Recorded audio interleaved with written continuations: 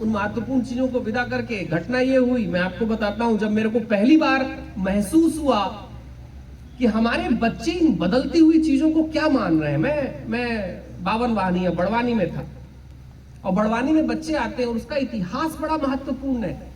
Young बच्चे आपके तरीके से कहते हैं कि गुरुजी यहां पर ना बहुत सारे बड़ के वृक्ष होते थे, इसलिए इसको बड़वानी कहते थे,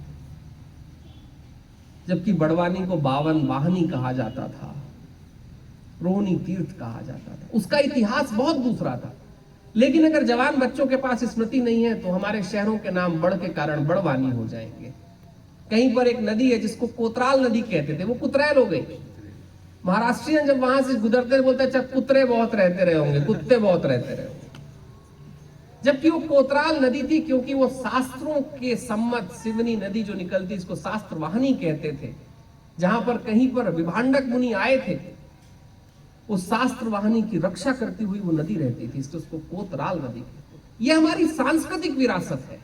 और मैं कोई बहुत बड़ा आपके दिमाग में प्रश्न खड़ा नहीं करना चाहता, मैं केवल इतना कहना चाहता हूं कि जो हमारी सांस्कृतिक विरासत है उसको वैसा ही रहने दें। बोर्डों को चलने दे, बोर्डे कहते रहे बंजर टू बेंजर, हम कम से कम वंझर कहते रहे। अगर हम वंझर कहते रहे तो अपनी सांस्कृतिक विरासत को संभाले हुए, हम अगर कोतराल नदी कहते हुए तो अपनी सांस्कृतिक विरासत को संभाले हुए। और जो राष्ट्र अपनी सांस्कृतिक विरासत को संभाल लेता है वो हजारों सालों के लिए अपने सांस्कृतिक भविष्य का निर्माण कर देता है। मैया की परिक्रमा इस सांस्कृतिक विरासत को संभालने के लिए, उन तीर्थों को संभालते जहां पे देवताओं के अंश हैं, उनको स्पर्श करके जिन देवताओं को आप स्पर्श करते हैं, लेकिन साथ ही साथ उन सांस्कृतिक विरासतों को जब आप संभालते हैं तो आप इस राष्ट्र के लिए धार्मिक भविष्य तैयार कर देते हैं। बच्चों के लिए आप एक भविष्य तैयार कर देते हैं। और हमारा ही तो नैतिक दायित्व है, क्योंकि अगर हमारे पूर्वजों ने, हमारे माँ बाप ने हमें धर्म की दीक्षा नहीं दी होती तो कहां पर टीका होती, कहां पर पूजा होती, कहां पर मंदिर होते, नहीं होते। तो हमारा भी एक दायित्व भविष्य के लिए है, और वो दायित्व है मैया के तीर्थों का पुनर्स्थापन, पुनर्रक्षण। हम बहुत दूर ना कर सके, कम से कम इस माहिष्मति की ये महत्वपूर्ण जो तीर्थ है उनको तो बचा लें, उनकी स्मृति तो ला दें। अगर स्मृति आ गई तो फिर आज मैं जब उस घृत कुमारी के पास गया तो जिसकी चर्चा शास्त्रों में हुई है, जिसके बारे में अनेक ऋषियों ने जिस बात को कहा है, जहां पर विद्यादान और ग्रंथदान, मैया के पूरे क्षेत्रों में ग्रंथदान केवल एक जगह पर महत्वपूर्ण माना गया था, वो घृत कुमारी है। बाकी सब जगह अन्नदान अन्नदान अन्नदान अन्नदान, यहां पर ग्रंथदान को महत्वपूर्ण माना गया। सोचिए जहां पर ग्रंथदान दिया जाता रहा होगा वो कितनी महत्वपूर्ण जगह नहीं रही होगी। उस महत्वपूर्ण जगह को जब मैंने पटे हुए देखा और उसका नाम भी नहीं देखा तो मुझे लगा कि कहीं माहिष्मति का इतिहास अपने भविष्य को नहीं देख पा रहा है।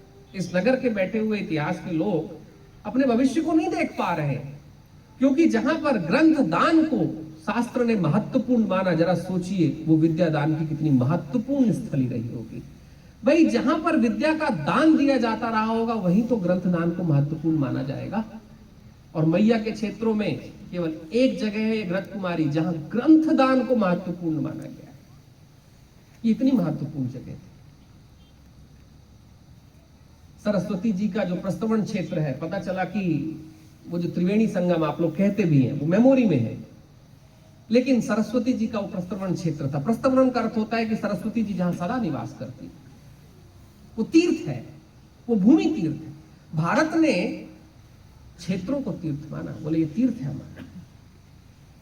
इसीलिए जब हम महत्वपूर्ण शिखरों की जब हम यात्रा कर लेते हैं तो तीर्थ क्षेत्र की यात्रा कर लेते हैं। वो इतना महत्व, जैसे विष्णुपुरी है वो इतना महत्वपूर्ण क्षेत्र था, मैया सरस्वती जी का प्रस्तवन क्षेत्र था।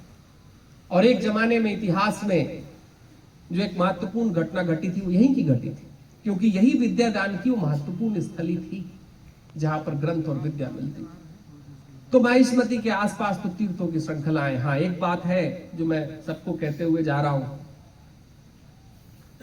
कि हमारा एक दायित्व भारत की इस मैया की जो अद्भुत परिक्रमा है, जहां मैया के आशीर्वाद की बात मुझे आपसे नहीं करनी है। आपको पता है मैया का कितना आशीर्वाद एक एक के जीवन में, आप सबके जीवन में, लेकिन उस मैया के आशीर्वाद के साथ अगर भविष्य के लिए हमको आशीर्वाद की प्रक्रिया बना के रखनी है तो हमें उन तीर्थों का पुनर्जागरण करना पड़ेगा, स्वयं भी जागृत होना पड़ेगा और दूसरे को भी कराना पड़ेगा। और एक बात है कि लाला राम जी जो कह रहे थे कि उत्तर वाहिनी, मैया के तीर्थों पर उत्तर वाहिनी मैया वही उत्तर हुई है जहां पर कोई महत्वपूर्ण घटना घटी है, बड़ी महत्वपूर्ण। और आपको जानकर आश्चर्य होगा कि एक हम तीर्थ खोज रहे थे जहां पर युधिष्ठिर जी के यज्ञ और हवन की कहानी, हम खोजते खोजते वहां तक पहुंचते और उस जगह पर पहुंचते हैं, उस जगह पर जहां पर इतिहास कहता था कि इस नदी के संगम पर युधिष्ठिर जी ने तपस्या की थी, यज्ञ किया था। वहां पर मैया 3-4 किलोमीटर की उत्तर वाहिनी हो जाती है। यहां पर जहां पर सारे ऋषि आए थे, महत्वपूर्ण वैदिक ऋषि आए थे, वहां मैया उत्तर वाहिनी हो जाती है। जहां जहां पर भी कोई महत्वपूर्ण घटना भारत के इतिहास में दैवीय घटी थी, वहां पर मैया उत्तर की ओर चली जाती थी और उत्तर की ओर जाती थी बताते हुए कि ये वो जगह है जहां से महत्वपूर्ण क्रमिक श्रृंखला आरंभ हुई। उत्तर कहा जाता है, असल में एक घटना है कि बहुत सारे लोग मैया की परिक्रमा करना चाहते हैं, जाना चाहते हैं, लेकिन ये 3500 किलोमीटर की परिक्रमा है भाई। कुछ घर में होते हैं, परिवार में होते हैं, बहुत सारे ऐसे लोग मिलते हैं कि प्रभु एक बार प्रार्थना कर लीजिए कि हम परिक्रमा कर लें। लेकिन अपनी अपनी सामाजिक जवाबदारियां, घर गृहस्थी की जवाबदारियां, बच्चों की जवाबदारियां, सबका परिक्रमा करने का मन तो होता है लेकिन हो नहीं पाता। सबके साथ हुआ होगा जिन्होंने परिक्रमा, ऐसा होता है कि परिक्रमा एक बार कर ले क्या आनंद है, लेकिन इतनी सारी जवाबदारियां जिससे हम निकल नहीं पाते।